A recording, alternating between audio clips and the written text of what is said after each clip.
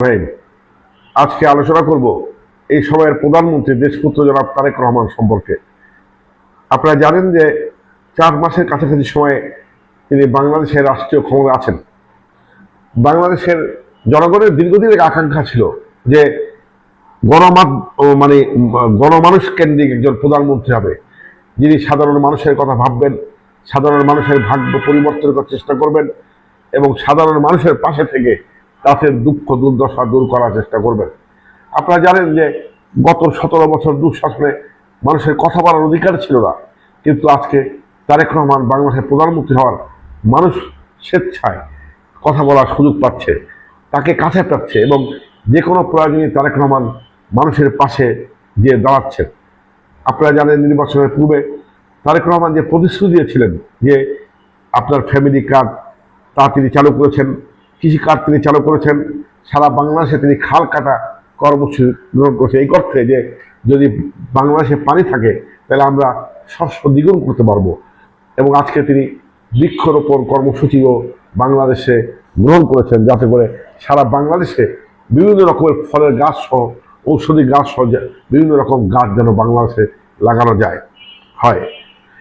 আপনারা জানেন যে তারেক রহমানের পিতা এবং মাতা দুজনকে বাংলাদেশকে ভালোবাসতেন, তাদের চিন্তা চেতনা ছিল বাংলাদেশকে নিয়ে। জিয়াউর রহমান ভাবতেন বাংলাদেশ হচ্ছে তার শেষ ঠিকানা, দেশটির বেগম খালেদা জিয়াও ভাবতেন বাংলাদেশই হচ্ছে তার শেষ ঠিকানা। এবং আজকে তারেক রহমান হচ্ছেন জিয়া এবং খালেদা জিয়ার প্রতিচ্ছবি। জিয়াউর রহমান এবং খালেদা জিয়া যেমন বাংলাদেশের প্রতিটি পথ প্রান্তে গিয়েছেন, সাধারণ মানুষের ভাগ্য পরিবর্তনের চেষ্টা করছেন, সার্বিক উন্নয়নই ছিল বিএনপি এবং জিয়া খালেদা জিয়ার রাজনীতি। আমরা দেখতে পাচ্ছি যে তারেক রহমান রাষ্ট্রীয় ক্ষমতা আসার পর কিভাবে বাংলাদেশকে স্বনির্ভর করা যায়, শিক্ষার মান উন্নয়ন করা যায়, আইন শৃঙ্খলা পরিস্থিতিকে স্বাভাবিক রাখা যায় এবং দ্রব্যমূল্য স্বাভাবিক রাখা যায়, এই ব্যাপারে তিনি অত্যন্ত সচেতন। আপনারা জানেন যে তিনি অত্যন্ত সময়ের প্রতি তার দৃষ্টি আলাদা। সঠিক সময়ে তিনি তার অফিসে পৌঁছেন। তিনি বিভিন্ন সাংগঠনিক কর্মকাণ্ড, রাষ্ট্রীয় কর্মকাণ্ডর পাশাপাশি নিয়মিত নামাজ পড়েন।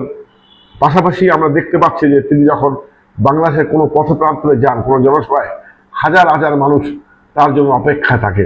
তারেক রহমান সেই সমস্ত মানুষের সাথে হাত মিলানো, তাদের সাথে কথা বলা, তাদের সাথে মিশা, এই যে তার যে মমত্ববোধ, সাধারণ মানুষের প্রতি তার টান, নিরাপত্তা ব্যবস্থাকে উপেক্ষা করেও তিনি সাধারণ মানুষের সাথে মেশার চেষ্টা করছেন। আসলে আমরা চেয়েছিলাম এমনই একজন রাষ্ট্রপ্রধান, যিনি মানুষের পাশে থাকবেন, যিনি দেশের আইন শৃঙ্খলা নিয়ন্ত্রণ রাখবেন, যিনি সাধারণ মানুষের ভাগ্য পরিবর্তনের চেষ্টা করবেন এবং সাধারণ মানুষের সাথে তারেক রহমান যে মেলামেশার ইতিহাস তৈরি করেছেন তা বিশ্বের বিস্ময়। আমি বিশ্বাস করি যে তারেক রহমান অত্যন্ত উন্নত চিন্তা চেতনার মানুষ। তার স্বপ্ন, তার চিন্তা বাংলাদেশকে নিয়ে। তিনি বাংলাদেশকে ভালোবাসেন, বাংলাদেশের মাটি মানুষকে ভালোবাসেন, অতএব তিনি বাংলাদেশের উন্নয়ন করবেন, এটাই স্বাভাবিক। এবং আমরা বিশ্বাস করি যে গত 4 মাসে তারেক রহমান যেভাবে বিভিন্ন ক্ষেত্রে সাফল্যের পরিচয় দিয়েছেন, বিশেষ করে গত কয়েকদিন আগে বাংলাদেশের যে পররাষ্ট্রমন্ত্রী খলিল রহমান সাহেব জাতিসংঘের সাধারণ অধিবেশনে তিনি সভাপতির আসন ও পদে বিজয়ী হয়েছেন।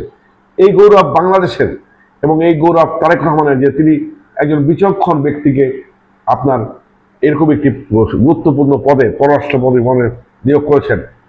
আমি বিশ্বাস করি যে বাংলাদেশের মানুষ তারেক রহমানের কাছে একটাই আশা করে, ন্যায় বিচার, শান্তি, শৃঙ্খলা এবং বাংলাদেশ যেন ক্রমান্বয়ে উন্নত শিখরে অবস্থান করে, কোনো হানাহানি যেন দেশে না থাকে। আমরা চাই সবুজ সুন্দর বাংলাদেশ, যে বাংলাদেশ তারেক রহমানের নেতৃত্বে এগিয়ে যাবে। আমরা তারেক রহমানের সাফল্য কামনা করি, বিএনপির সাফল্য কামনা করি। পরিশেষে একটি কথাও বলবো যে তারেক রহমান যেভাবে সাধারণ মানুষের দিচ্ছেন, আমাদের কোনো আপত্তি নাই।